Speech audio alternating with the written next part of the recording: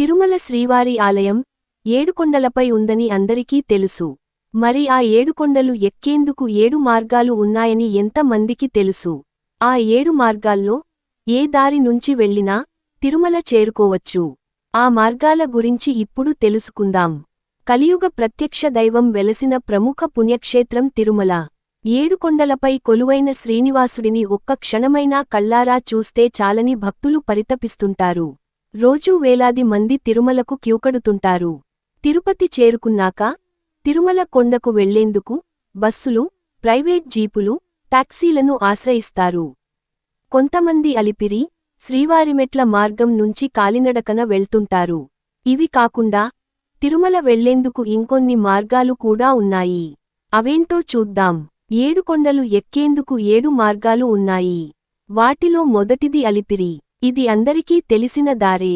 తిరుమల వెళ్లేందుకు ప్రధాన మార్గం కూడా ఇదే.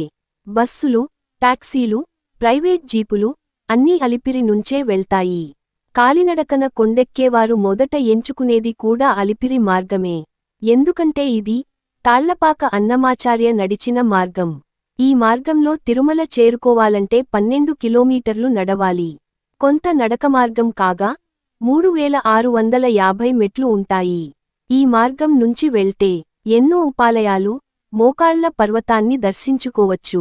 రెండో మార్గం శ్రీవారి మెట్టు మార్గం. ఇది కొంతమందికి మాత్రమే తెలుసు. తిరుపతికి 10 కిలోమీటర్ల దూరంలో ఉన్న శ్రీనివాస మంగాపురం నుంచి 3 కిలోమీటర్ల దూరంలో ఉంది.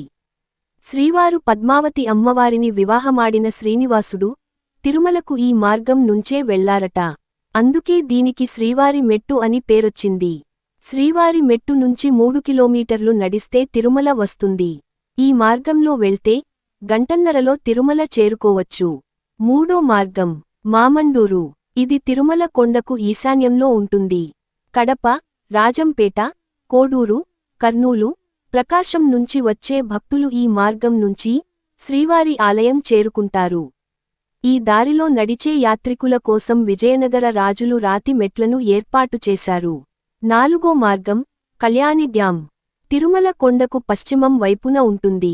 డ్యాం నుండి 3 కిలోమీటర్లు ముందుకు వెళ్తే ఒక మలుపు వస్తుంది. అక్కడి నుండి తూర్పువైపు తిరిగి మరికొంత దూరం ప్రయాణిస్తే తిరుమలలోని ఎత్తైన నారాయణగిరి వస్తుంది. డ్యాం నుండి తిరుమల మధ్య దూరం 15 కిలోమీటర్లు. రంగంపేట, భీమవరం వచ్చే భక్తులు ఈ మార్గం నుంచే తిరుమల చేరుకుంటారు. ఐదో మార్గం తుంబురు తీర్థం. కడప సరిహద్దు, చిత్తూరు ఎంట్రెన్స్ దగ్గర కుక్కలదొడ్డి అనే గ్రామం ఉంది. అక్కడి నుంచి తుంబురు తీర్థం, పాపవినాశనం మీదుగా తిరుమల చేరుకోవచ్చు. తుంబురు తీర్థం నుంచి పాపవినాశనం మధ్య 12 కిలోమీటర్లు దూరం ఉంటుంది. పాపవినాశనం నుంచి సులువుగా తిరుమల చేరుకోవచ్చు. ఆరో మార్గం అవ్వాచారి కోన. ఏడుకొండల మధ్యలో ఉన్న కొంత పల్లపు ప్రాంతాన్నే అవ్వాచారి కోన అంటారు. దీనినే అవ్వాచారి కొండ అని కూడా పిలుస్తారు. అవ్వాచారి కొండ మొదటి ఘాట్ రోడ్డులోని అక్కగార్ల గుడి ముందు మోకాలి పర్వతం కింద ఉంటుంది. రేణిగుంట సమీపంలోని కడప, తిరుపతి రహదారి మార్గంలో ఆంజనేయపురం అనే గ్రామం ఉంది. అక్కడి నుంచి లోయలో ఉన్న అవ్వాచారి కోన మీదుగా పడమరవైపుకి వెళ్తే మోకాళ్ల పర్వతం వస్తుంది. అక్కడి నుంచి తిరుమల చేరుకోవచ్చు. ఏడో మార్గం తలకోన. ఇక్కడి నుంచి తిరుమల చేరుకోవచ్చు. ఈ విషయానికి చాలా మందికి తెలియదు. తిరుమల కొండకు తల భాగంలో ఉంటుంది కనుకే దీనికి తలకోన అని పేరు వచ్చింది. తలకోన జలపాతం నుంచి నడుచుకుంటూ జెండాపేట దారిలో వెళితే తిరుమల వస్తుంది.